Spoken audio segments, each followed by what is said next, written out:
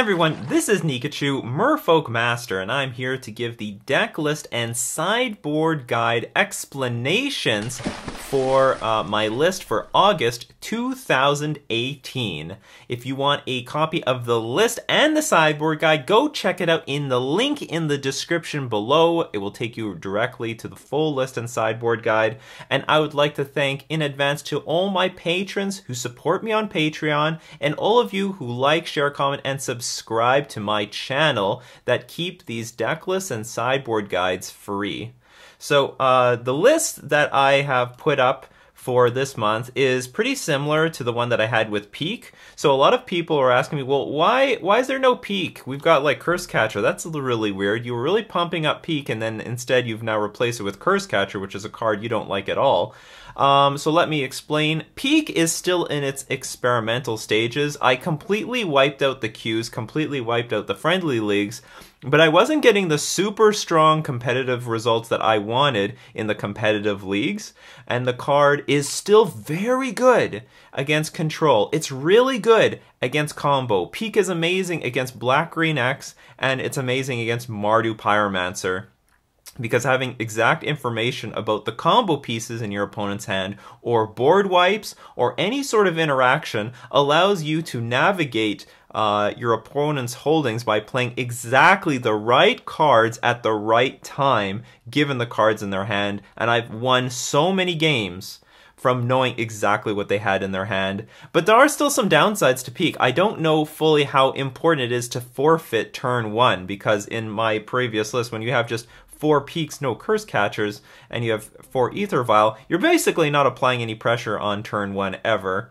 And that doesn't help you against creature matchups or burn or any of the graveyard strategies. Peak is pretty useless against most. It's okay, it's fine, but it's not exactly where you would want to be. So overall, my results were fine but not great, so I can't give Peak my seal of approval. And I wanted to look at some of the 1-drops again, just jam them in the deck, because as I'll explain later, like, the shell of this deck is very strong, and I'm very certain about the rest of the cards here. Some things might be able to change by 1 card, but overall I'm pretty certain about the rest of this deck. It's just these other 4 slots to play for 1 mana, which are up in the air. And so if it's not going to be Peak, and I still have to play test and experiment with that on my own, what is it going to be? So I've decided on Curse Catcher. But Nikachu, you said you don't like Curse Catcher. Curse Catcher is useless. Well, that's true. I still don't actually like this card much at all. So why have I gone back to it? Well, before, the only deck that I really wanted a vanilla 1/1 creature against was humans, but now there's actually 2 archetypes where a vanilla 1/1 creature is going to be useful. It's actually humans and spirits. So spirits have entered the metagame, so being able to play a creature on turn 1 and potentially get a turn 4 win is now more important. See, if we go turn 1 Curse Catcher into Lord, into copy another Lord, or one of these other things, we can potentially get a turn 4 win, or we are way more likely to get turn 5 wins as well if we start the game off with a Curse Catcher. But why Curse Catcher over Mistcaller? So Mistcaller could be a card that you play, because Mistcaller interacts pretty well with, say, Dredgevine. It's good against all the Coco decks, and I think if you have Collected Company decks in your metagame, like Counters Company or Elves, you actually might want to swap 2 of these Curse Catchers for 2 Mistcallers. You might want to do... I would recommend it, actually. The reason I'm jamming the 4 Curse Catchers is because Curse Catcher is better against Burn and Hollow One. Hollow One doesn't care that much for Mistcaller, because if you... it's at their option to put Flamewake Phoenix into play. It's at their option to put Bloodghast into play. So Mistcaller, not going to be super strong there. Mistcaller doesn't interact with Hollow One itself, or Gurmag Angler, or Grim Lavamancer. So I'm not super high on Mistcaller versus Hollow One. And also, Burn is now really hating hard on creature decks like this, because spirits and humans are super popular. So they're bringing in Ensnaring Bridge, they're bringing in Searing Blaze, and Mistcaller doesn't interact very well against Burn. I mean, yeah, it just doesn't. At least Curse Catcher can slow the game down so that we can catch up. And I know traditionally Merfolk does very well against Burn, but because they're bringing in so much hate, if you start taking Curse Catcher out of the equation, now you're starting to fall behind against Burn. And Burn is sort of an archetype. It's always there. It's always there online. It's always there on paper. It's just something you should be thinking about. So I went with the full 4 Curse Catchers to go hard. It's good against Burn, it's good against Hollow One, and it's still pretty and it's good against all the graveyard decks. Mistcaller would be better against Dredge. Mistcaller would be better against Dredgevine, but sorry, Bridgevine, but Curse Catcher is still playable against all those decks. It's still good against all those decks. It still has an impact against all those decks. So Curse Catcher just a catch-all against all the new strategies entering the metagame. But I do not blame you if you wanted to replace 2 Curse Catchers with 2 Mistcallers, and I think you'd be able to look in the sideboard guide and determine when you should be having there's a lot of times where I'm just siding out 2 Curse Catchers, and you'd be able to correctly determine if you want Curse Catcher or Mistcaller in that slot post board, or yeah, so keep that in mind. So this is why I have Curse Catcher in here, because this is something I think I can reliably recommend to everyone that would make this deck solid. And I did play this at a PPTQ over the weekend, and I did finish with an overall score of 5-1, losing in the semifinals. I went 4-0 in the Swiss. I was able to double draw into top 8. I won again in the quarterfinals, and I finally lost in the semifinals, only to blue-white control, because I flooded out all 4 of my Phantasmal Images against that deck. Phantasmal Image is one of my favorite cards right now in Modern. It's really, really strong. It's very powerful. You want powerful answers right now in Modern. You need to be proactive. A lot of these games are not allowed to go long anymore. And, you know, I love playing Merfolk for the long game. That's how I love to play Merfolk. But right now, we're not allowed to. People are just way too proactive. Phantasmal Image is just a fantastic, versatile card right now for the Merfolk deck. The biggest plus to Phantasmal Image is it's just extra copies of Master of Waves, and I generally win most of my games by playing a Master of Waves and then copying it with Phantasmal Image, and I have a crap load of 3/2 elementals on the board. Basically no deck can come back from that. For example, against the Bridgevine decks, this is how I beat it mostly. I just play Master of Waves, copy it with Phantasmal Image, and I have more 3/2 elementals on the board than they have zombie tokens or anything else, and they cannot defend themselves against our army. My army is way bigger than their army. Way bigger. So Phantasmal Image helps me so much in that matchup. Extra copies of Lords, which is good. So against spirits or humans, you just want to go Lord, Lord, Lord, Lord, beat them to death. So it helps that strategy as well. You have extra copies of Silvergill Adept if you need it. You can have extra copies of Curse Catcher or Mistcaller if you have it to counter things like to counter whatever you need to do. And also, my only creature interaction is 2 Harbinger of the Tides and 4 Merfolk Trickster. And I'm sort of low on the creature interaction because I think in Modern right now, you want to be more powerful, you need to be more proactive, and not all decks are playing creatures. There's a lot of creatureless decks, and even if we're up against a creature-based deck like humans, for example, it's only good to have a little bit of creature interaction, but you have to have mostly power. You need to be proactive, pushing your advantage with the creatures, and I found that I don't want to have, like, 4 of these, and then 4 Dismember. It's just too much creature interaction. We need to be more proactive with our Lords, and that's where Phantasmal Image comes in hand. But if we do need it, Phantasmal Image can copy Merfolk Trickster, and it can copy Harbinger of the Tides, so it is effectively extra copies of those cards. And don't forget, Phantasmal Image is good at copying our opponent's creatures. You can copy Wormcoil Engine and then tap down the Wormcoil Engine with Merfolk Trickster and get in for a lot of damage.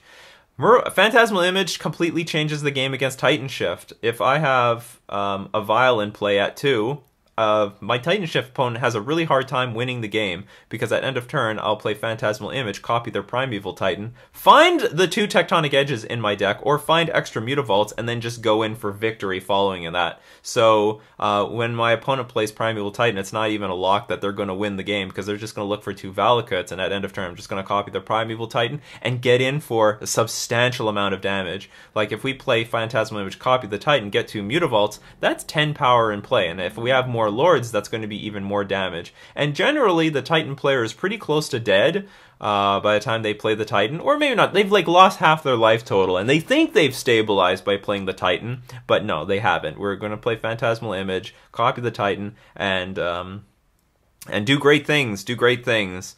So look at your opponent's creatures that you can copy. Like, you can copy Mantis Rider and block it. You can copy Reflector Mage and bounce you into your human opponent's creatures. So you look for those opportunities with Phantasmal Image. I copy a lot of my opponent's spells as well. You can copy Bloodghast with haste or Vengevine with haste to make sure you get in those extra points of damage for the win, because that could be a really important racing situation. So Phantasmal Image, I love it. It's great, great card. Let's move on with Silvergill Adept. I mean, it's just a standard card. I'm never going to take Silvergill Adept out of the deck. Fantastic card, draws a card. We have the standard for Spreading Seizes. Now, I touched on this earlier, but yeah, I only have 6 pieces of interaction. Merfolk Trickster is still the best card for creature interaction, because you can cheaply play it at instant speed at the end of your opponent's turn.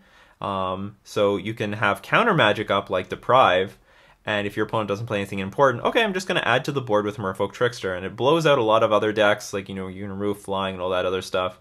So I found that this is still the most important card, and Harbinger of the Tides, I have less of these because it's a lot harder to use his ability, and he's also just a very clunky card most of the time. I'm just playing him as a 2-drop for... He's just a Grizzly Bear for 2 mana. I'm finding this is what Harbinger of the Tides is doing just way too often. I'm not finding him as valuable. Bouncing cards from, say, humans is not exactly the most amazing thing, because humans just has all these enter the battlefield triggers, or bouncing a Mantis Rider, if you somehow tap it, it's just going to have haste when it comes back down. Bouncing Reflector Mage is not really appealing, so a lot of things that we bounce, not that great. The decks that Harbinger of the Tides was really good against, which was like Grixis Death Shadow and Eldrazi Tron, they're not really that popular right now compared to all the other archetypes. Harbinger of the Tides still great against, I would say, Merfolk or Affinity. So we still have to have some number of them. They're great, but I just don't want to overload on them. I would rather just be proactive with all the other cards and stall them a little bit with Merfolk Trickster. And if we really need a few extra copies of Harbinger of the Tides, we still have Phantasmal Image. But I'm really low on Harbinger of the Tides, just not influencing the metagame like I would like it to be.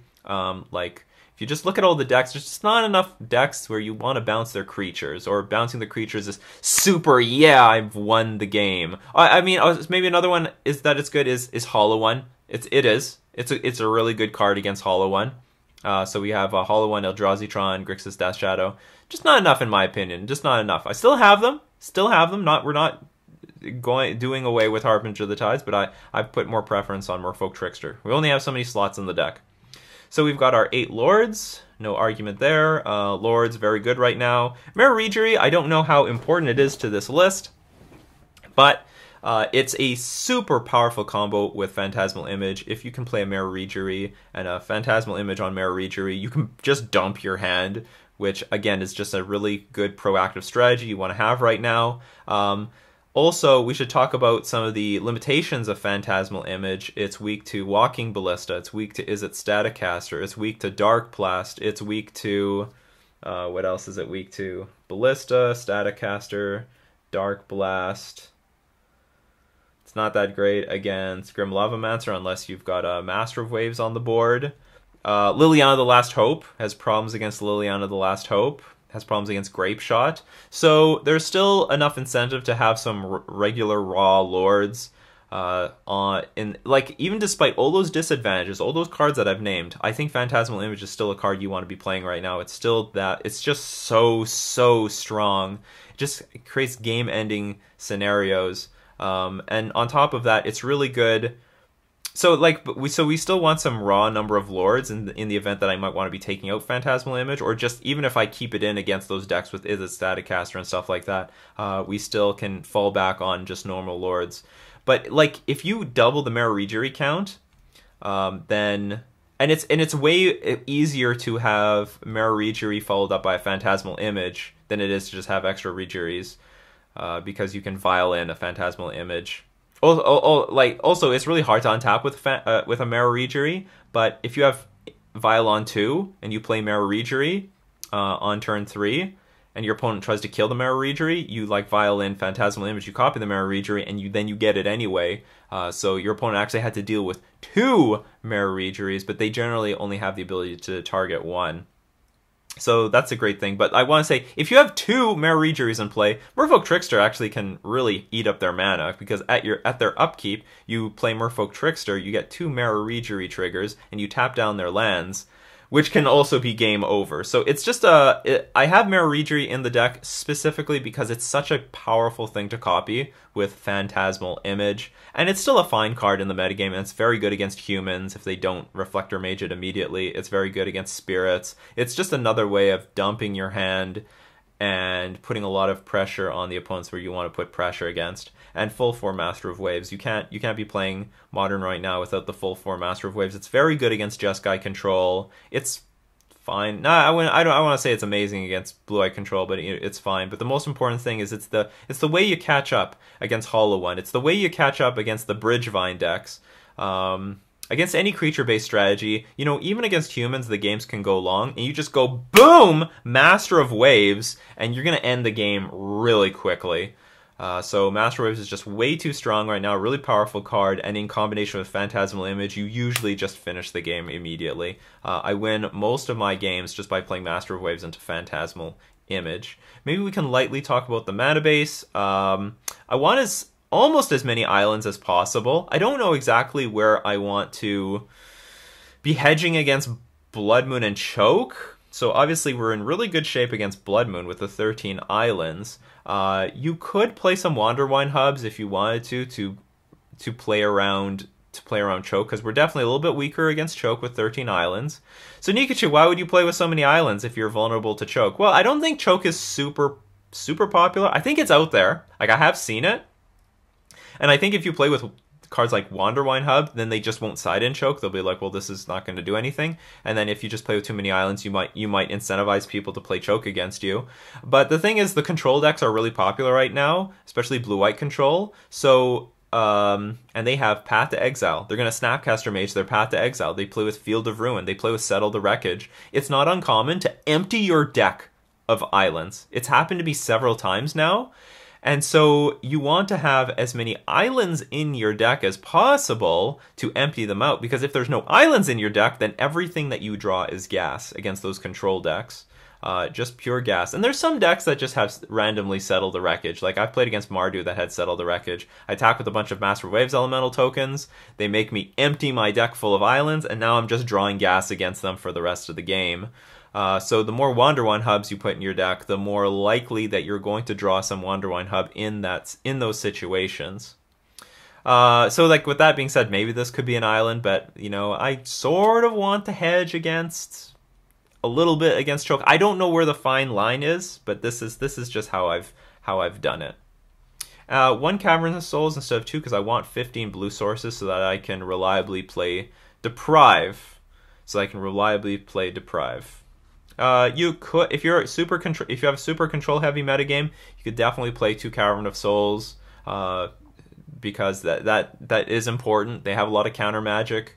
It'll be pretty good game 1. They have Mana Leak, they have Logic Knot, they have Cryptic Command, they have Spell Snare. So having an extra Cavern of Souls, making Deprive a little clunky against those decks. But you know what? Post board, you can take out potentially 1 Cavern. And it won't. And as you see in the Sideboard guide, we're going to take out 2 lands against those control decks, so you could take out a Cavern, so it's not going to be that big of a deal. Moving on, let's go to the Sideboard. So for Deprive, it's excellent against the control decks. Counters everything. Counters Search for Azcanta. Counters like Bane Slayer Angel if they play it. But most importantly, it counters Jace the Mind Sculptor and Teferi.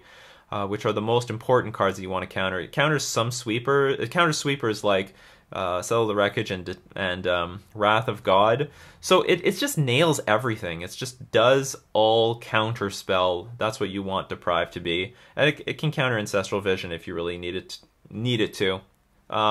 Also counters everything against all the combo decks. You know, I still play Titan Shift a pretty decent chunk of the time, and I'm really happy that Deprive is a card that can counter Primeval Titan and Scape Shift or anything else. Sometimes I have to counter an Obstinate Baloth.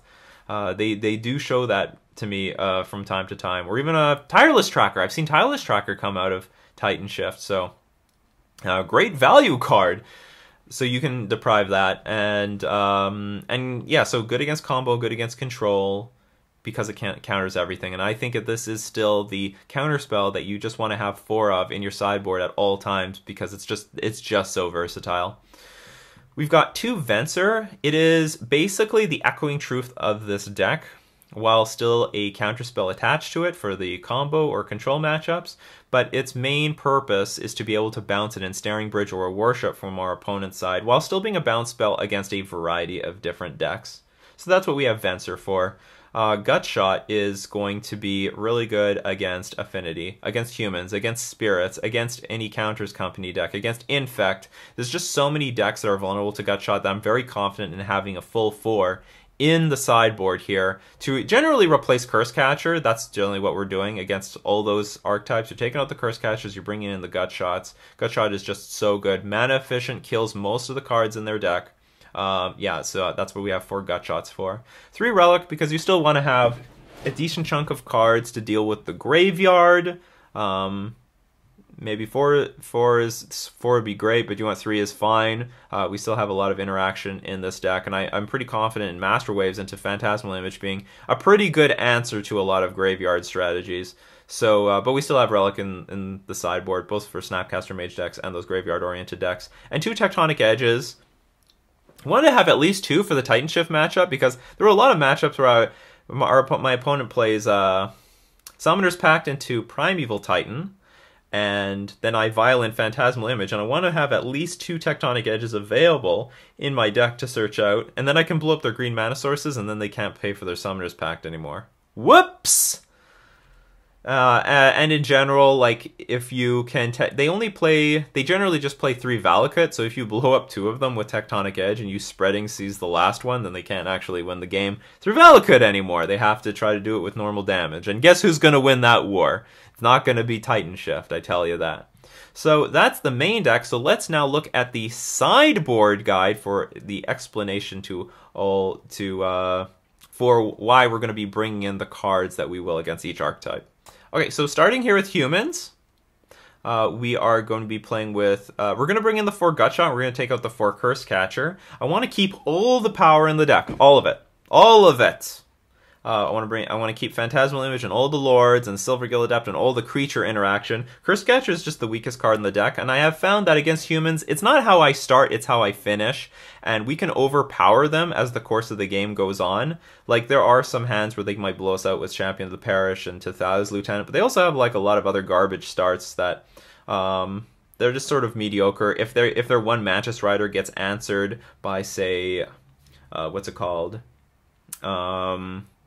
Merfolk Trickster, then they don't have enough to go the long game, and our long game is better than their long game because we have Master of Waves. So what we really, really need to do is just slow them down in the beginning. So that's why we're bringing in the Gutshot to hit Noble Hierarch, to hit Champion of the Parish, to occasionally hit Thalia if they're going to keep it in, can hit Reclamation Sage if that's ever played. But I think those are the big ones. You know, it can hit Thalia's Lieutenant as well.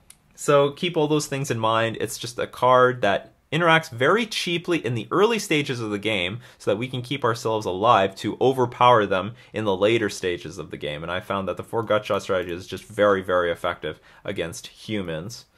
So moving on against Burn. So on the play, we're going to bring in the Deprives because that helps counter their spells. And we're also going to bring in the Vencers to help bounce Ensnaring Bridge if that is something that they're going to be playing. And Vencer is also pretty convenient against burn because we can play it even despite the fact that there is an Eidolon of the Great Revel on the board. So if there is a situation where there's maybe many Eidolons on the board, we can freely play Vencer and interact with our opponent in some way. I mean, how about this? If they have, say, Eidolon on the board and we played Phantasmal Image copying their Eidolon, and they played something like Lightning Bolt, and they took 4 damage, and we Vencer the Lightning Bolt back to their hand, wow, it's like they're taking 8 damage to just deal 3 damage somewhere to us. So that has some other applications to it. But on the play, we don't need Harbinger of the Tides all that much on the play because we're the aggressor, they're the defender, they're not going to have their creatures as tapped. So we're taking those out. We're taking out Merfolk because it's just sort of a clunky lord, and we're replacing one clunky card with another clunky card. And I'm also taking out 2 Phantasmal Images. Not super important in the burn matchup. Just playing a bunch of lords is fine. Phantasmal Image is fine, but we need just room for all these other cards. On the draw, we're going to be still bringing in Deprive, still bringing in Vencer, but we change our sideboard strategy. We're going to be taking out the Spreading Seas because on the draw, it can become a liability if you play Spreading Seas on turn 2 and they just curve out with more lands and it's like you didn't do anything and you're just completely tempoed out and you lose. So in general, that's not really where you want to be with Spreading Seas, and your odds of mana screwing them actually go way down because you would have to start playing Spreading Seas on turn 5 or 6 when you have some indication that they stop playing lands, and even still, it's not that effective. And again, we're going to take out the Merfolk because it's just one of the more clunky cards in the deck. And by the way, we're bringing in Harbinger of the Tides. We're keeping it on the draw because now our opponent is more likely to be tapping their creatures. They're going to have Goblin God on turn 1 and attack with it. You're going to play with Swiss Bear and attack with it. And we have more targets for that Harbinger of the Tides to help regain the tempo in that matchup. So against Affinity, it's just the same creature matchup strategy. We're going to be taking out the Curse Catchers because Curse Catcher is sort of useless in this matchup. It's very weak. It's very small, not very effective. Bring in Gutshot to just hit those high-impact creatures like Vault Scourge and Signal Pest and Steel Overseer that have 1 toughness. So that's what Gutshot is for. And a great tempo card, free. You play it at instant speed for just the cost of 2 life. It's great. Now against Hollow One, we're going to bring in 3 Relics because Relic is still a useful card against Hollow One. Helps us prevent them playing Gurmag Angler. It helps prevent them using the flashback on Faithless Looting. It helps prevent Grim Lavamancer from having food. It helps exile Bloodghast. It helps exile Flamewake Phoenix. So they are still a pretty graveyard-oriented deck, and that's what we're bringing in the Relics for. Bringing in Vencer just to bounce a Hollow One, or maybe bounce something at the right time. Maybe even counter a Faithless Looting at the right moment. But that's what we're bringing in Vencer for. And because it's just better than Spreading Seas. I wouldn't say Vencer is fantastic, but we're taking out all the Spreading Seas. We don't need it. Most of their creatures can't block. Flamewake Phoenix has to attack every turn. Bloodghast can't block. So the only things that are going to block are going to be Hollow One or Gurmag Angler, but we can go super wide with Master of Waves into Phantasmal Image for more tokens, or just overpower them with Lords. So Spreading Sea is not where I want to be. It's a really clunky card, very unnecessary to get Island Walk with our deck, so that's what we're taking out against Hollow One. Now, against either the Grixis Death Shadow, just how the sideboard guide has worked out, against either Grixis or 5-color or Jund Death Shadow, we're going to be bringing in the Vencers, which can be a good tempo card. We're going to bring in the Relics because it interacts with the graveyard. If it's a Jund deck, it's going to interact with Tarmogoyf, and if it is a Grixis Death Shadow deck, it's going to interact with Snapcaster Mage and Gurmag Angler. So that's why we want to have those Relics against those archetypes. We're going to bring in 2 Tectonic Edges because we're going to take out all the Ether Vials, and it has some chance of mana screwing the opponent both on the Jund and Grixis Death Shadow side because they don't run that many mana sources. So if you Spreading Seas a few lands and Tectonic Edge the other ones, they're in some serious trouble. And 1 Deprive just to round things out. It's an all around, it's not an amazing card, but it's not a bad card. You can bring it in. We're taking out the Ether Vials. They're both attrition-based matchups, and we're taking out the Phantasmal Images because they're also because it's an attrition-based matchup. There is some chance that this card can be a liability, especially in the face of Kolaghan's Command.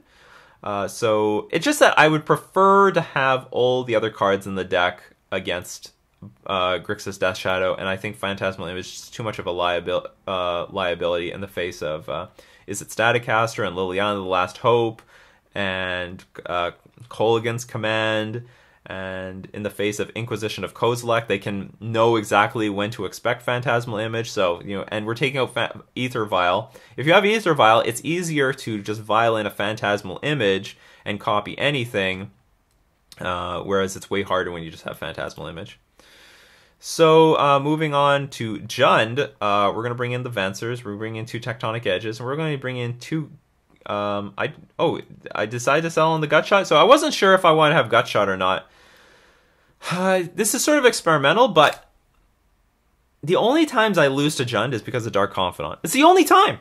It's the only way I lose to Jund is Dark Confidant. So, and you would think, well, Gutshot is pretty narrow if you're just going to nail Dark Confidant. But we can also now hit Tarmogoyf. With 4 Merfolk Tricksters, we can Trickster the Tarmogoyf, and now it's a 0-1 no matter what happens, and then we Gutshot it and it dies. And in some rare situations, when the Liliana the Last Veil ticks down, targeting us, we can Gutshot the Liliana the Last Veil to kill it off if there's no other way to put pressure on the Liliana the Veil. And we're also going to bring in Relic of Progenitus because it interacts with Scavenging Ooze and Tarmogoyf, and a little bit with Kolaghan's Command, preventing our opponent from getting creatures back from the graveyard. So that's what we're doing here, and we're also what we're taking out are the Ether Vials because this is an attrition-based matchup. We want the threat density of our deck to be as high as possible, and we're also taking out Curse Catcher because it sucks. Curse Catcher is just powerless, weak, and useless compared to all the other cards that we have in our deck. Now, moving on to Black-Green Rock. Now, Black-Green Rock has some similar parallels to Jund. However, I've found that their attrition-based strategy is actually so powerful and so strong because their removal is cheap. It's really cheap. They're playing with Fatal Push. They're playing with Collective Brutality. And they're also playing with a really high impact card in the form of Maelstrom Pulse. Maybe not super cheap, but it destroys everything on the board, including Master of Waves. So we don't have that angle of having an invincible Master of Waves on the board. Almost all their cards kill our Master of Waves. Fatal Push, Collective Brutality, and Maelstrom Pulse. So that sucks. But they are very mana efficient because their removal is so cheap. They're playing with like a bunch of Thoughtseizes and Inquisitions. So it's a situation where tempo is not particularly... how do I put it? We want to be on the draw because I expect my opponent's hand to be empty pretty easily, is what I want to say. And if their hand is going to go empty pretty easily and conveniently, then we want the extra card over them, and I want to take the draw. I play tested a lot against Black-Green Rock in my spare time with local player Devin Wise, who is like a Black-Green Rock master. He's got many competitive league, many friendly league 5-0s with the deck, does very well online with Black-Green Rock. I didn't win any games on the play against him, but I was winning games on the draw. So that's where I've discovered we have to take the draw against some archetypes like this. If they're really mana efficient and empty their hand, then that's where we want to be. We're going to bring in 3 Relics because it interacts with Tarmogoyf and Scavenging Ooze. Now, the things that we're going to take out, it's not going to be all the Ether Vials. So I've also discovered that against Black-Green Rock, I'm winning game 1, but games 2 and 3 are the hardest. I found out that there actually is some value to having Ether Vial against Black-Green Rock. Now, if we look at Jund, for example, I'm taking out 4 Ether Vial, so we're gone from 24 mana sources to 20, but I'm bringing in 2 Tectonic Edges, which can blow up, which can destroy those land. They're a 3-color mana base, so you can actually screw them off of a color in combination with Spreading Seas, but also you can destroy their man lands, so that's great to bring in the Tectonic Edges. But we're going up to 22 mana sources now. So against Black-Green Rock, I want to also sit on 22 mana sources. That's why I'm taking out an Ether Vial, I'm taking out a Cavern of Souls. So we went from 24 mana sources to 22. But why are we keeping an Ether Vial? How is Ether Vial more valuable than Tectonic Edge? Black-Green Rock operates mostly at sorcery speed in the form of Collective Brutality and Maelstrom Pulse. And in a world like that, you do want to be playing at instant speed as much as possible. That cramps their mana. It will make it harder for them to play those cards against us. If we can get 2 threats in play before they can kill, like if we can get 2 or 3 threats in play very, very quickly, and I know it's not a tempo strat, it's not a tempo matchup, but we can make it a bit of a more of a tempo matchup and have more leverage against Collective Brutality, against Maelstrom Pulse, against Liliana the Last Hope, if we were playing things at instant speed. In fact, we can protect some of our creatures from Collective Brutality if we can buff them up at instant speed. So I have found Aether Vial actually has some application in this particular attrition-based matchup, and I want to have the Aether Vials. We're taking out an extra Curse Catcher because the thing sucks. It's just useless. Moving on against Blue-Red Wizards, a new archetype that's shown up. I think we should have a fantastic matchup against this deck. We have a lot of interaction. Gutshot kills everything. Grim Lavamancer, Snapcaster Mage, Delver of Secrets, Vendilion Click, Nimble Obstructionist. We don't have enough Gutshots. We don't have enough Gutshots for this matchup. Relic of Progenitus interacts with Grim Lavamancer and with Snapcaster Mage, and they have 4 Snapcaster Mages, so you want to overload on the relics. And Vencer is just an overall good card to bounce some of their cards back to their hands. Specifically Delver of Secrets. Make sure that a flip Delver gets unflipped. They already have a bunch of islands, so we don't need Spreading Seas. And Curse Catcher is just going to be very poor in this matchup. Their spells are very mana efficient. They're playing with Serum Visions and Wizard's Lightning may in some circumstances cost a lot, but they're only going to play it mostly when it costs 1, and Lightning Bolt. So we don't want Curse Catcher. We just want very powerful creatures. And I know they have Grim Lavamancer in this deck, but and they're also probably going to be bringing Izzet Staticaster, but I still like Phantasmal Image in this matchup because you're going to want to save it for Master of Waves and make the Master Waves just enormous and really unstoppable. They have no answer to Master Waves and to Phantasmal Image. It's way too powerful for them. Moving on to Eldrazi Tron. So Eldrazi Tron, you're going to want to bring in some Deprives to counter All Is Dust or some particularly big cards in their deck. I know they have Cavern of Souls for their Eldrazi, but you don't have to just counter Eldrazi. If you get to counter an Eldrazi, that's great. But sometimes, they do play with Basilisk Collar. They do play with what's it called? Yeah, they do have All Is Dust. It is a good sweeper. There are some very powerful cards that are escaping my mind right now. You can occasionally counter Dismember. They're going to be bringing that in. Oh, you can counter Walking Ballista because that thing's not an Eldrazi. It's a construct. So there are non-Eldrazi in the deck that you can hit with Deprive, is what I'm trying to say. So we're bringing in Vencer because it's a card that can interact with their creatures, and I want to have as much creature interaction as I possibly can. We're going to bring in 2 more Tectonic Edges because you can cut them off some mana. If they get a Walking Ballista on the board, it might if they have Tron online, they can get really carried away with it by adding a bunch of counters. Tectonic Edge can slow that down. Take out Curse Catchers because they don't really interact with the opponent at all, and we're going to take out 2 Master Waves because Master Waves is also pretty weak to Walking Ballista, and I'm already upping my curve. The curve might be too high with Vencers and Master Waves all in the same hand. Phantasmal Image is also weak to Walking Ballista, but you do get the advantage of sometimes copying your Lords anyway for victory, or copy their Reality Smasher, or copy their Thought-Knot Seer, so I think there are some advantages to keeping Phantasmal Image, even though that it's weak to Walking Ballista. Against Red-Green Eldrazi, we're going to just bring in 2 Gutshots, take out 2 Curse Catchers. You don't want to have too many Gutshots, because they don't actually have that many Mana Dorks. I think they have somewhere between 6 and 8. Plus you can hit the Eldrazi Obligator, I believe it's called. The 3-1 that steals creatures, so that's also another target. But overall, like, there's not really that many cards that we can bring in this matchup. These are the only 2, and Curse Catcher is just not a very impressive card still.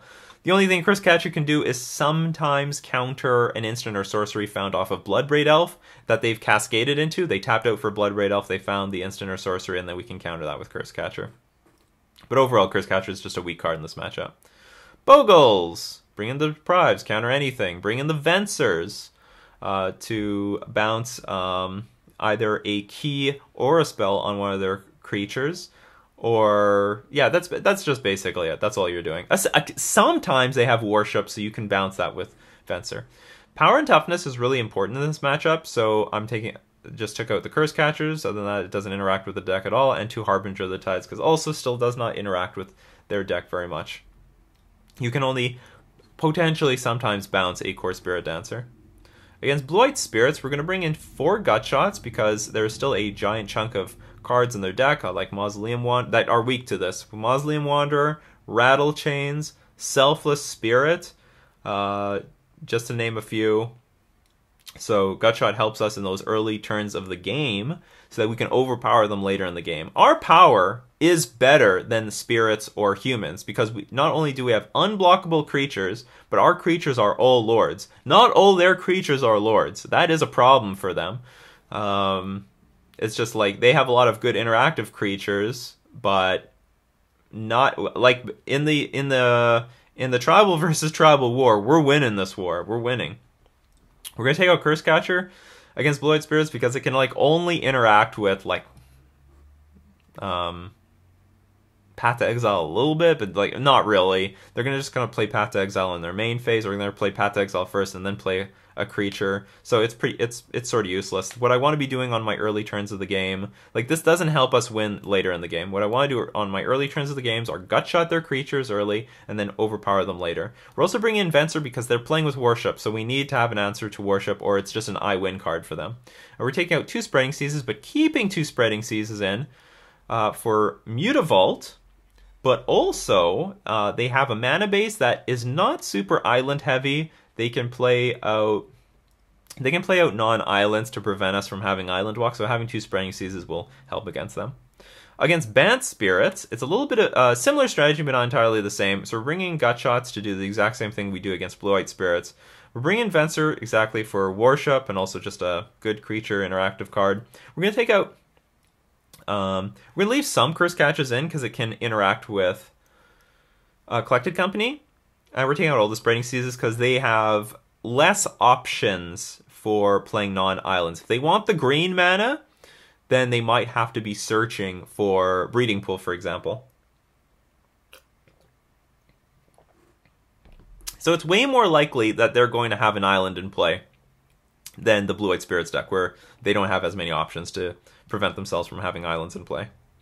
Against Death and Taxes, we're going to bring in 2 Gutshots. Depending on the version, it may become really good or really bad.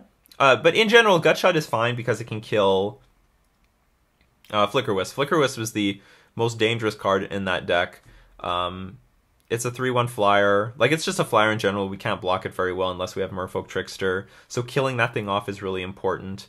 It can also kill Thalia, but a decent chunk of Death and Taxes players side out Thalia, so you don't necessarily maybe want the full playset of Gutshots. But that's why we're bringing in Vencer, just a good interactive card against them, help maybe bring the tempo back in our favor. And also we're taking out Curse Catcher because it's just a weak, underpowered card. It's just not what you want to have against Death and Taxes. It doesn't interact with them at all. It's a 1-drop, but it's not very important. It's not as important as the power later in the game. So against Merfolk, pretty easy decision. Take out the Spreading Seasons. They have tons of islands, and bring in the 4 Gutshots. Gutshot will... What does Gutshot do? Kills Curse Catcher, kills Silvergill Adept, kills Phantasmal Image, and it also helps interact... like, if you can deal 2 damage to a Lord, that's a 3/3 creature, then you can finish off with Gutshot. Yeah, that's what Gutshot is for. So if your opponent thinks that they can block, no, you couldn't actually block as well as you thought you could, and you finished off their creatures with Gutshot. Against Blue-White Control, we're going to bring in the 4 Deprives, the 2 Vencers that help bounce Detention Sphere. It helps bounce Supreme Verdict back to their hand because it just returns the card back to their hand, doesn't try to counter it. Usually a time, like, your opponent will tap out to play Cryptic Command or Sell the Wreckage at a moment where they think that they need to try to save a turn. Like, there's always this moment against Blue-White Control where you have enough power to win, and they play this Cryptic Command or Sell the Wreckage, and they really depend on it resolving, and if it doesn't, then they just lose on the spot. So bouncing it back to the hand is fine. It's totally good. We're going to bring in Tectonic Edges because it can interact with Search for Azcanta and Celestial Colonnade. Not to mention, you can keep their land count low, which helps stifle their ability to play several things a turn, makes Snapcaster Mage weaker, prevents them from even ever getting a Colonnade online, even if they had multiple ones in play. makes, what's it called? It makes it harder for them to protect their planeswalkers if they have less mana in play. So they have to tap out for Jace the Mind Sculptor. If they tap out for Teferi, they only have 2 mana up when they try to defend him. So keeping a blue-white control player low on mana is beneficial to us. Bringing 2 relics because it interacts with both Snapcaster Mage and Search for Azcanta. Now I should mention that if your opponent brings in Stony Silence, and I don't have it reflected in this sideboard guide, that you should probably be shaving one Ether Vial and just bring in 1 Relic of Progenitus. I don't want to have more than 4 artifacts post-board if my opponent shows me Stony Silence, and I believe that a lot of control decks have gone in the way of Stony Silence against for KCI, and therefore they're packing the Stony Silences, and it's pretty good against Merfolk. It's pretty good against Ether Vial. So you want to be you might want to have at most 4 artifacts post board if your opponent shows you Stony Silence. So I'm siding out lands here, but bring the lands back in, and make sure you have only bring some lands back in so that you can compensate for the fact that you have less Ether Vials in your deck. We're gonna take out Spreading Seas because it's like sort of playable, but not super important. I don't really like the idea that you Spreading Seas a bunch of things and then they Detention Sphere them all back.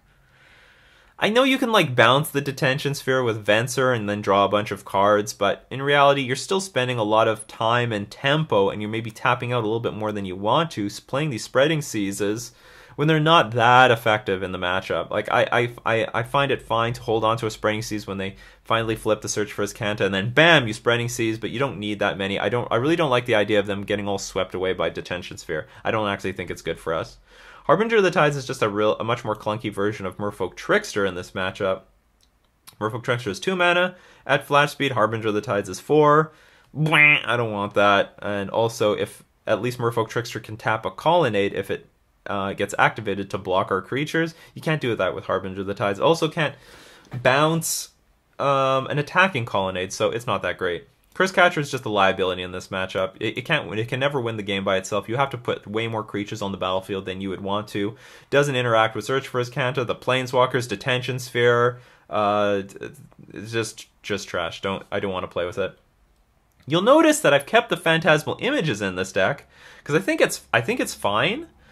You can copy your man lands. Blue Control doesn't have that much spot removal, so you can copy your man lands with Phantasmal Image to dodge the sweepers like Terminus and Supreme Verdict and Wrath of God.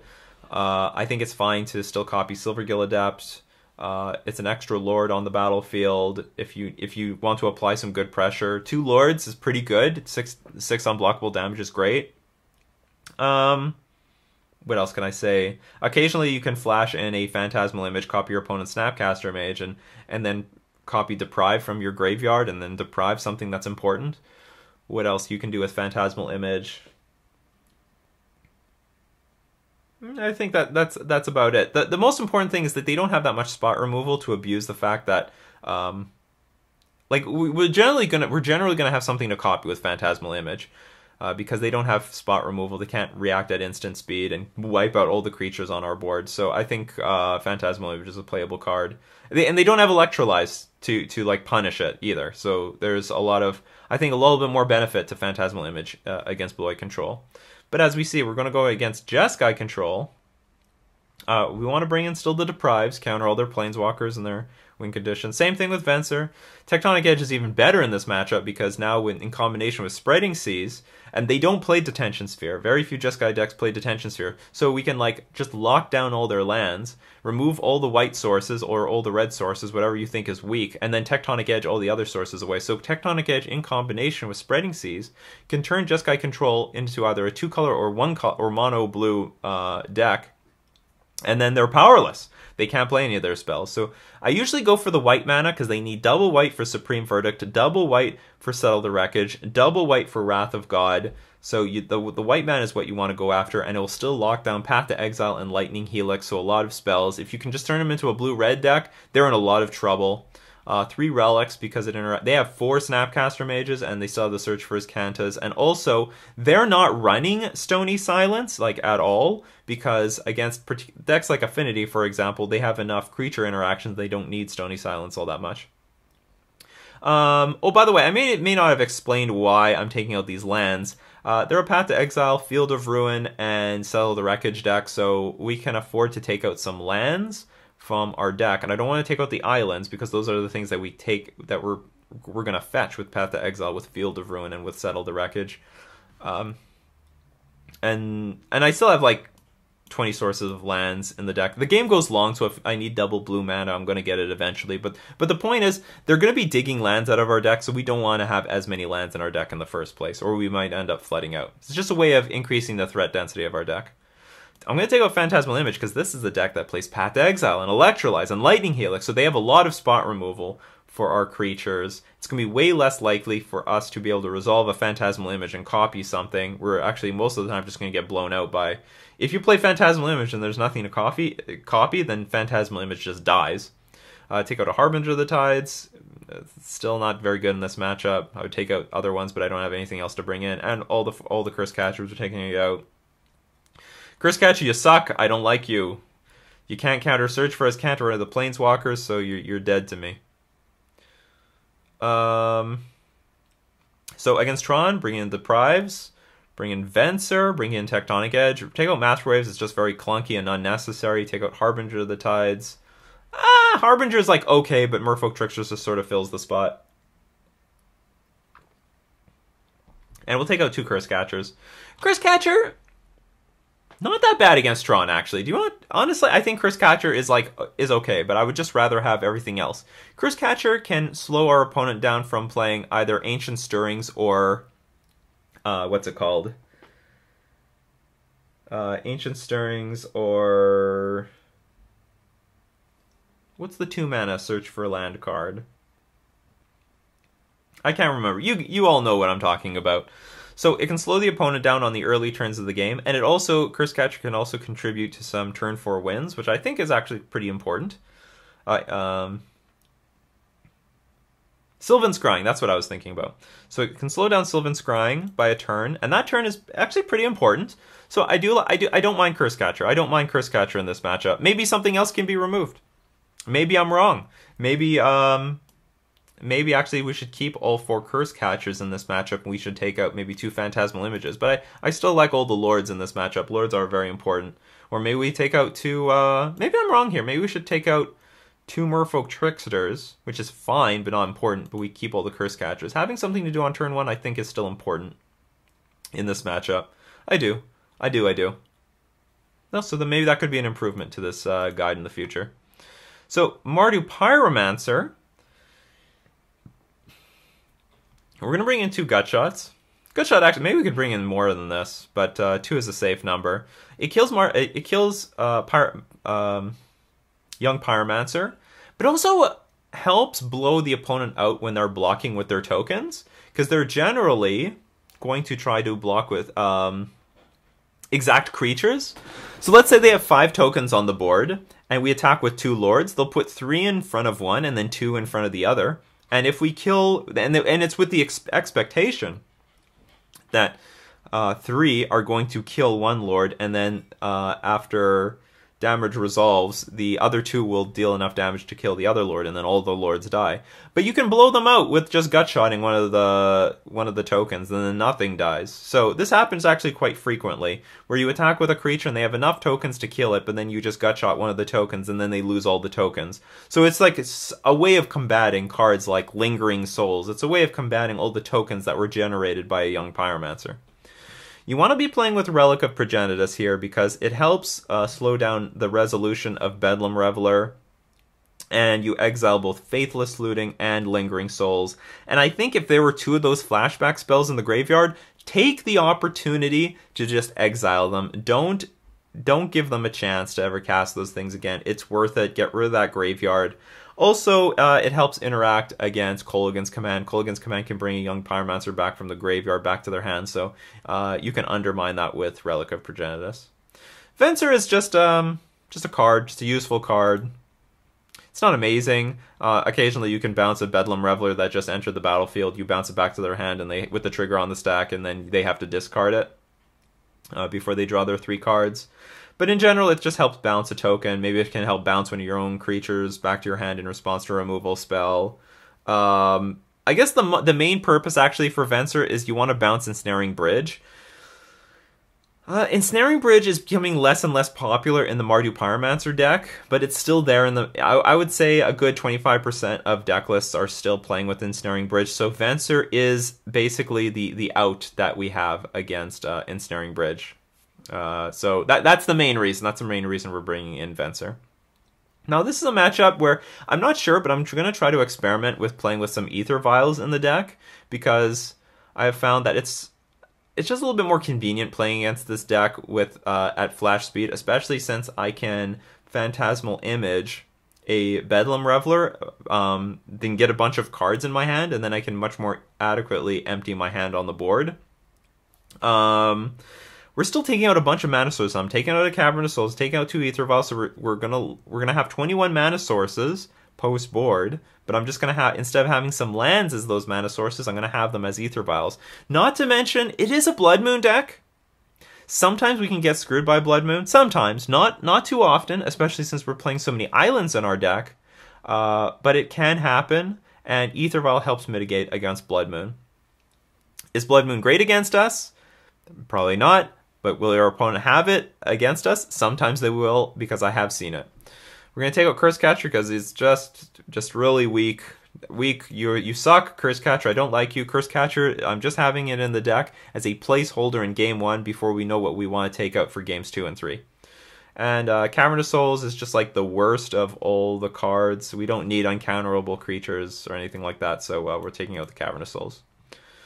Against Blue Moon, bring in Deprive, counters all their instants and sorceries, counters their Through the Breach and whatever, Cryptic Commands, Electrolyze, bringing in the Relics because it interacts with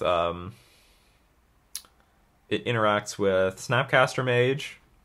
Bring in Vencer because it also interacts with all the cards. It's just an overall good counterspell. We're taking out Spreading Seas because it's they have islands. So we don't need to fight so hard for Island Walk. We're taking out Phantasmal Image because I think it's still a vulnerable card in this matchup, given that they can play Electrolyze against it.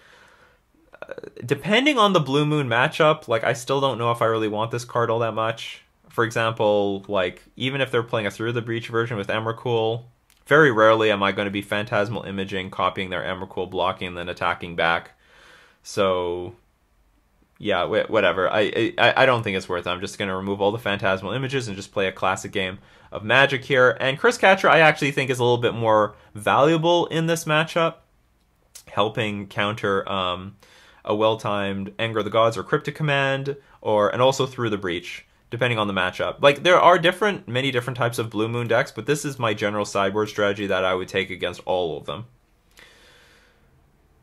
Against Red-Green Ponza, on the play, we're going to bring in some Deprives, take out some Curse Catcher. Curse Catcher, not really that useful on the play. We're going to have a mana advantage. Things like Stone Rain aren't that important while we're on the play. We shouldn't have any problem casting our cards. And because we're on the play and we're going to have that mana advantage, we have some room to be playing Deprives on the play. Whereas on the draw, it's actually a little bit more likely we're going to be choked on mana. Not so much that we would lose the game, but still, I don't think when we're playing catch-up on the draw that we're going to have the opportunity to have the mana open to play Deprive, so I'm siding it out. And we're just going to bring in some Gut Shots so that we can slow our opponent down with their mana dorks, their Arbor Elves, and their Birds of Paradises. So we're going to bring in some Gut Shots for them, and we'll take out 2 Curse Catchers. Curse Catcher is still fine on the draw because it helps slow down their Stone Rains and their other land destruction spells. Against Lantern Control, we're going to bring in all the Vencers and all the Deprives, because Deprive can potentially counter Whirl of Invention and Ensnaring Bridge itself, and Vencer can bounce the Ensnaring Bridge. We're going to take out the Spreading Seasons and some Master of Waves. I have found that trying to interact with Lantern Control is like not worth it. And what I mean is, I think that your best route to beating Lantern Control, and the only times I've really beaten Lantern Control, and only games I've beaten Lantern Control, is you apply pressure. You just apply pressure, pressure, pressure, and then just counter one important spell, whether it was Ensnaring Bridge or Whirl of Invention, and then you win the game after that. I've never won the game. Like, some people say, well, Spreading Seas is good against Academy Ruins so that they cannot get their Ensnaring Bridge back from the graveyard. You will never beat Lantern Control in a long game. That will never happen. Forget about it. It's not happening. You're only going to win the short games, so we're going to design the deck to only win the short games. So yeah, we're taking out the Spreading Seas and we're just leaving maximum gas. Master Waves is just way too expensive. We just have to hope that we're winning the game with all our cheaper creatures. So moving on with Titan Shift. Bring in Deprives. This is like one of the reasons Deprive is great in our sideboard, because not only does it counter Scapeshift, which is one of their combo wins, but also counters Primeval Titan, which is a creature which is traditionally was very difficult for Merfolk to counter, but Deprive counters everything. So ever since we've been playing Deprive, my win rate against Titan Shift has been incredibly positive. I have not really lost into this deck at all. Vencer still comes in. It can help bounce like a timely Primeval Titan at the right time. You know, you bounce it back to their hand, and hopefully you can just win the game after that. There are some other nifty things you can do with Vencer. If your opponent tries to win with Valleca a little bit too prematurely, you can actually bounce a mountain back to their hand and countering the entire Valleca thing. Or, like, for example, Valakut says if a mountain enters the battlefield and you control at least 5 other mountains, deal 3 damage to target creature or player. So it checks on resolution. So if they have only 6 mountains in play and you bounce one of them back to their hand, the whole all the Valakut triggers fizzle. So just something important to keep in mind. You have the option to bounce mountains back to their hand. Yeah. So also I should say Deprive also interacts with their Mass Removal, Engineered Explosives, and Anger the Gods and Sweltering Suns. We're gonna bring in 2 Tectonic Edges because first it can slow them down from ever casting Scapeshift, and it also can help slow them down from casting Primeval Titan. Most importantly, you can grab it with Phantasmal Image and eat up all their Valakuts, making it way harder for them to actually win the game. We're going to take out 2 Spreading Seizes, but keep 2 Spreading Seizes in, because I actually found that a lot of the Valleca decks are now playing a more control-based game. They're bringing in tons of control-like cards. They have like a lot of versions of Sweltering Suns. They have a lot more spot removal than they did before. They're playing with Engineered Explosives, so they're taking a more control-like strategy with Titan Shift. And then if the game gets long enough, 1 Valakut on the battlefield means 3 damage for every mountain that they draw. So you have to be able to prevent that in some way. So you can Spreading Seize the Valakut in late in the game to make sure that each mountain isn't worth a lightning bolt, or each fetch land isn't worth a lightning bolt. Take out 2 Harbinger of the Tides, it just doesn't interact with anything. Master Waves is like really meh in this matchup because all Valakut can deal 3 damage to target creature or player, and despite the fact that the card looks red, a land is actually colorless, so Valakut can kill Master of Waves with just 1 trigger. And we take out Curse Catcher. Curse Catcher is fine in this matchup, but I just think all the other cards I'm bringing are more important. Alright, moving on to Krog Clan Ironworks. You want to be bringing in all 4 Deprives, and you generally just want to save it for Krog Clan Ironworks. That's it, nothing else. That's all that you want Deprive for. You bring in Relics because they need their graveyard in order to combo off. If their graveyard is empty, or you keep like emptying all their mana rocks and stuff like that, then they're never going to get any steam or go anywhere with their deck. And 2 Vencers, just another soft counter spell. On the turn they play Ironworks, you hopefully like play it and bounce it back to their hand, and maybe you can swing in for the win. You're going to take out Spreading Seizes. It's not really important in this matchup. It's in a lot of ways, I look at Spreading Seas against Krog Clan Ironworks like I do against Lantern Control. You should not try to play for the long game. Just try to very narrowly try to win the game, be very aggressive, and then hold up some interaction with Relic and Deprive, and hopefully that will get you there. So for that reason, Master of Waves is too clunky and slow, and I don't really want to be tapping out for Master of Waves. We need the mana open for Vencer, Relic, and Deprive once we get to 4 mana, and 2 Harbinger of the Tides. It's useless. Doesn't do anything. Keep in mind, look for opportunities to be playing Merfolk Trickster on their creatures, their Mirror Retriever and their Scrap Trawlers, because that can help interact with their combo, or give you another turn to get to kill them, because they really are comboing at sorcery speed. They need to be creating their loop on their turn because they're recasting their artifacts. So if you Merfolk Trickster a Scrap Trawler at their upkeep, it's like doing the same thing to Brawl or Goblin Electromancer. Then they're not going to be getting those cool combos with retrieving artifacts from their graveyard and then going off. Against Storm, you want to be bringing in 4 Deprive. It counters Gifts Ungiven, counters Past in Flames. What else does it? It counters, you definitely want to counter Pieces of the Puzzle. That is too much value. So if they play Pieces of the Puzzle, I snap Deprive that thing, because you cannot let that thing resolve. They would just gain way too much value from that card. Bring in Vencer. It's a fine card for countering Past in Flames. That's being cast with Flashback. It won't actually bounce back to their hand, so don't worry about that. Same thing with like Snapcaster Mage flashbacks. The card doesn't go back to their hand if you're using Vencer on a flashback card. It just gets exiled forever. Bring in 3 Relics, because that's actually the strongest card against them. If you keep their graveyard empty, they're never going to get any real steam going. They can have as many Goblin Electromancers on the board as possible. It doesn't do anything. Take out 4 Spreading Seasons, because they have a billion islands. Take out Phantasmal Image. Really weak to Grape Shot. Just Grape Shot for 1 and it dies, so they can like to really dismantle your board if you have 1 or 2 Phantasmal Images on the battlefield. Take out a Master of Waves, because it's a well, I mean, I gotta take out, we're bringing in 2 Vencers, the curve is getting high, we should take out a Master of Waves. The curve might look clunky, but actually generally Storm, if you're playing it properly, it can go for a long time, go really long, and you want Master of Waves. Master Waves, sorry, I don't know if you want Master of Waves. Master Waves is playable. It is invincible against Grape Shot. It puts a lot of power on the board, so it can overload a Grape Shot. And on top of that, it can attack into a Goblin Electromancer. And it also can help stabilize the board if your opponent plays Empty the Warren. So if they try to go for a really quick Empty the Warrens, put a bunch of Goblins on the board, Master Waves can help stabilize the board, help block and exchange all the Goblins for Elementals. And on top of that, it's a mono-red creature that can constantly block those things anyway. So like on turn 12, like sometimes you just play Master Waves for like 1 token, and that's enough to start really putting a serious clock on the Storm player. And it also has protection from red, which helps protect against Lightning Bolt. When the game goes long against Storm, like sometimes Master Waves is useful. I mean, I would shave more copies if I had more better things to bring in, but I don't, so just shaving 1. Against Infect, we're going to bring in Deprive, we're going to bring in the Vencer. Vencer can bounce things, and the Gutshot. Gutshot is so good. It kills Noble Hierarch and the Ink Moth Nexus and all their most of their Infect creatures.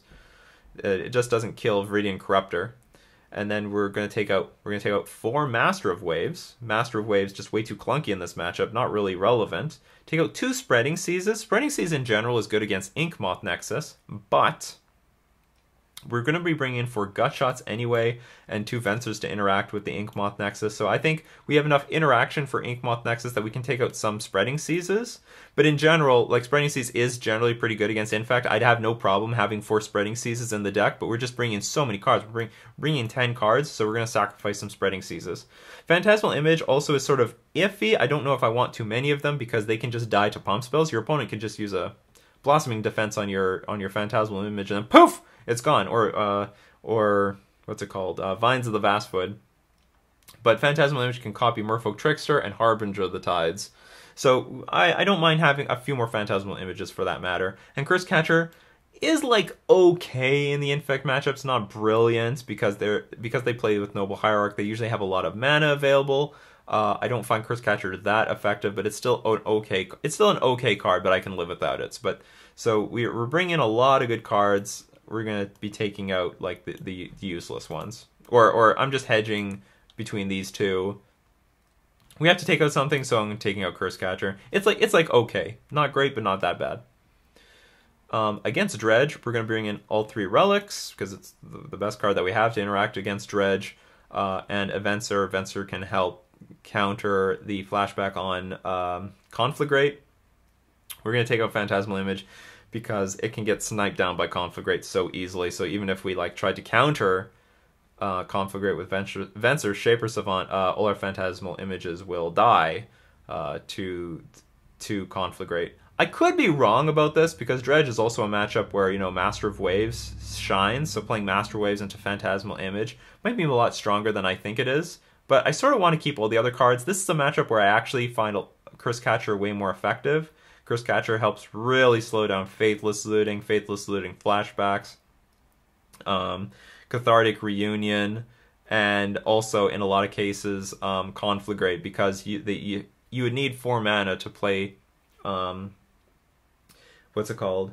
Life from the Loam, get the lands back, play a 4th land, and then Conflagrate. So you slow down that process. You slow down that combo as well. So I actually value Curse Catcher very highly in this matchup. I think it's really good in the Dredge matchup. So against Bridgevine, we're going to be bringing 3 relics. We're going to take out 3 Curse Catchers.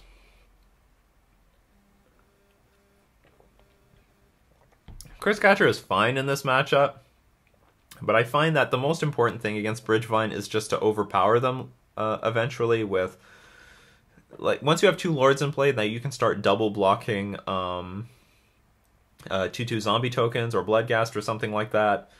All their spells are basically like 1 mana, so Curse Catcher can sometimes counter something and then exile the bridge from below, but only if they play something into it. I don't know. I'm not super like thrilled about.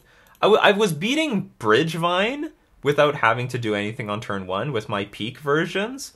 Like, it all just came down to curving into a Master of Waves and then copying it with Phantasmal Image, or just putting a bunch of Lords on the battlefield. I didn't find that what I was doing on turn 1 made that big of a difference. They would have like a really big fast start, but then they slow down immediately when you, like, I don't know, Harbinger the Tides, something back to their hand.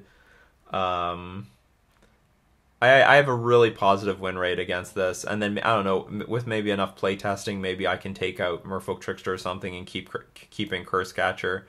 But I'm not entirely sure. All I know is that I don't feel like I need Curse Catcher, and I just want to slow my opponent down with Harbinger the Tides and Merfolk Trickster into Master of Waves, or into just enough power to, like, overwhelm them. I've also won games where I play, like, Mare Reejery into Phantasmal Image, copying Mare Reejery, empty my hand, and then attack them for the win. So we got all those things going for us. Against Counters Company, I'm going to bring in all the 4 Gutshots, help interact with killing all their mana dorks. 2 Relic of Progenitus, just in case they play with Eternal Witness or Kitchen Finks. Take out all 4 Master Waves because it's really clunky, and they're a Path to Exile deck, so I'm going to remove some of my mana, and I'm bringing in 4 Gutshot, so I want to be pretty threat dense.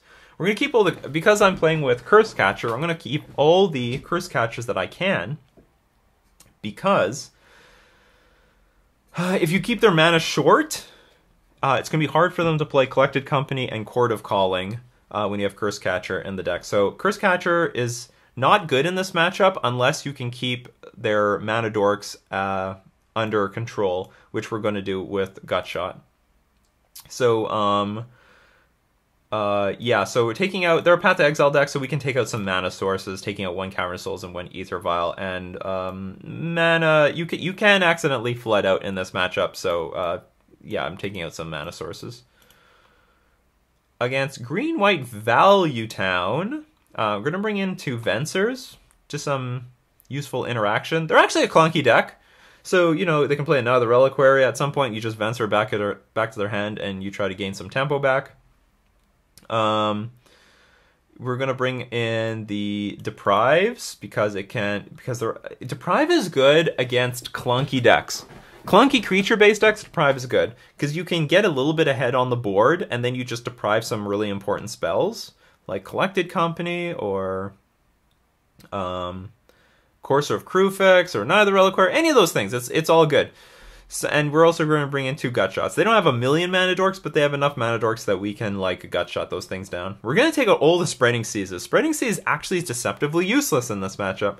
they've got like 3 Ghost Quarters, they've got Ramanap Excavator to keep bringing those Ghost Quarters back, and the 4 Knight of the Reliquaries will make it very difficult for us to fight through the Ghost Quarter, because they can just search for a Ghost Quarter at any moment.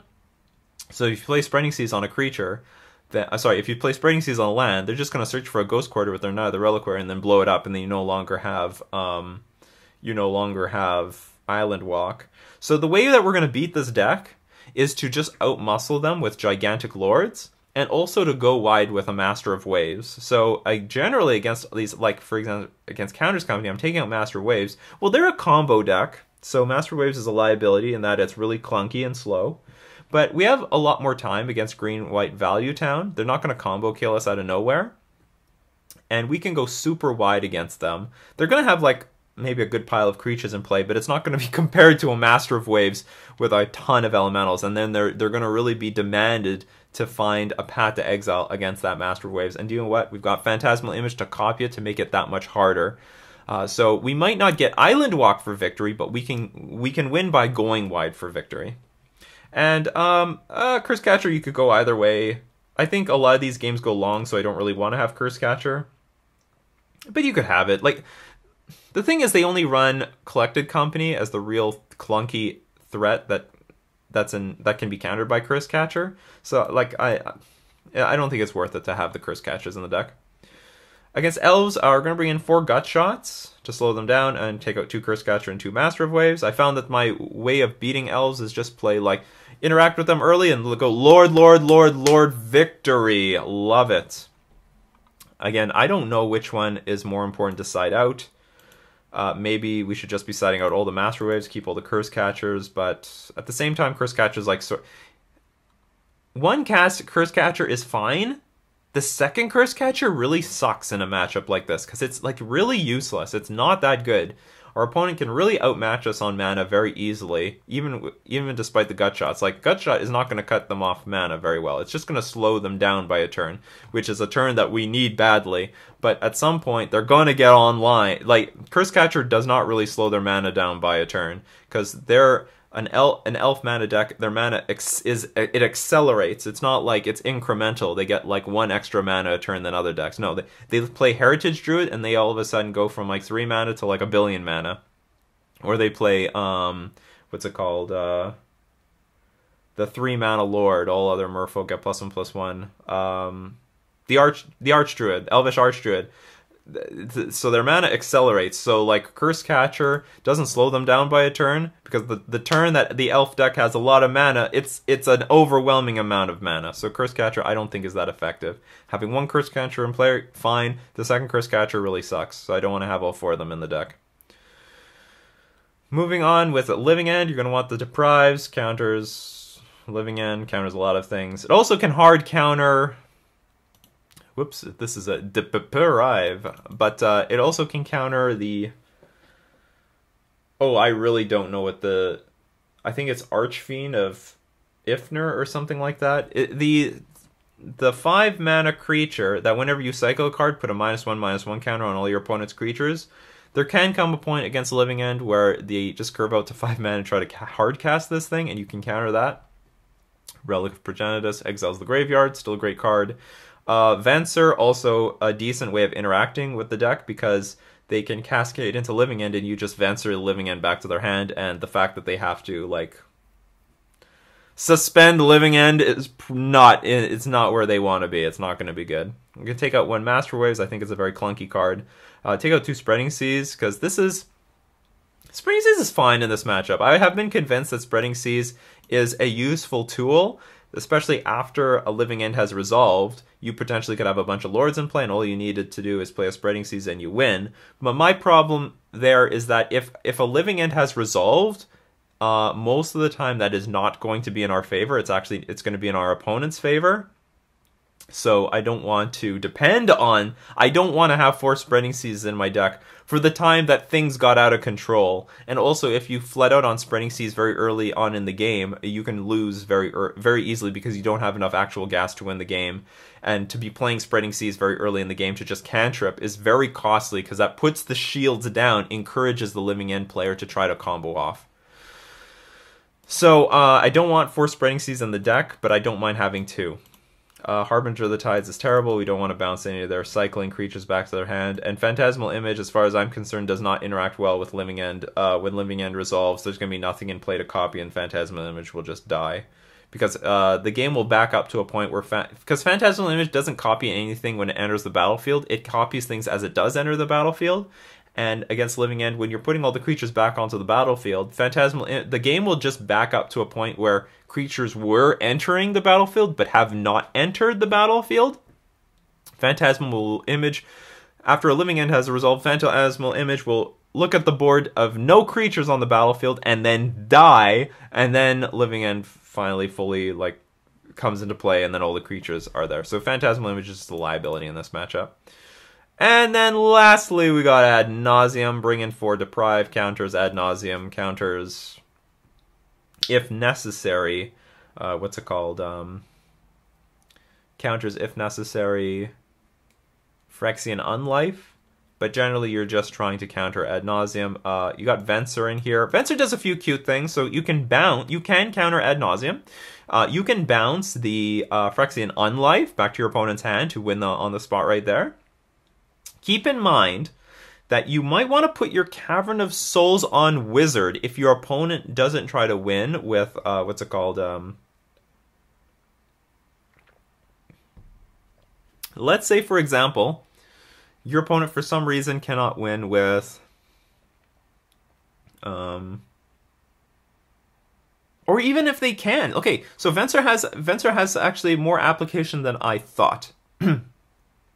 If your opponent taps out and tries to win with Lightning Storm, they're going to exile all the Simian Spirit Guides from their hand, and then they're going to cast Lightning Storm against you. And what you can do is, with Cavern of Souls, on Wizard, you play Vencer and you bounce the Lightning Storm back to their hand, and after they've dumped all their lands, they don't have enough resources to win the game. Or hopefully they don't have enough resources to win the game.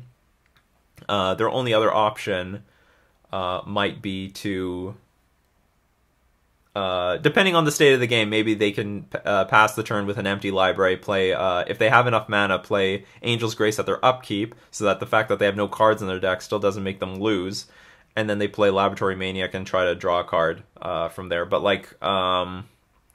that would be their only option. But Vencer, I guess, interacts even better against Ad Nauseam than I thought it did, because usually when they tap out for Ad Nauseam and go for the Lightning Storm combo, they're using up all their Simian Spirit Guides, and then if you bounce the Lightning Storm back to their hand after they've discarded all their lands to cast it, it's an enormous blowout.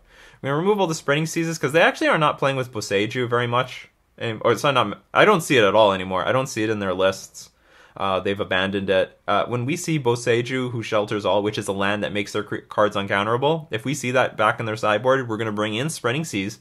We're going to bring it back to our deck, but right now we don't need it because they're not playing it. And we're going to take out 2 Master Waves because he's pretty slow and clunky. So that's it. I hope you enjoyed the in-depth explanation to why I am bringing in cards against certain matchups. If you have any other questions regarding this guide or the deck list, let me know in the comment section below. This has been Nikachu, Merfolk Master, talking about the deck list and sideboard guide for August 2018.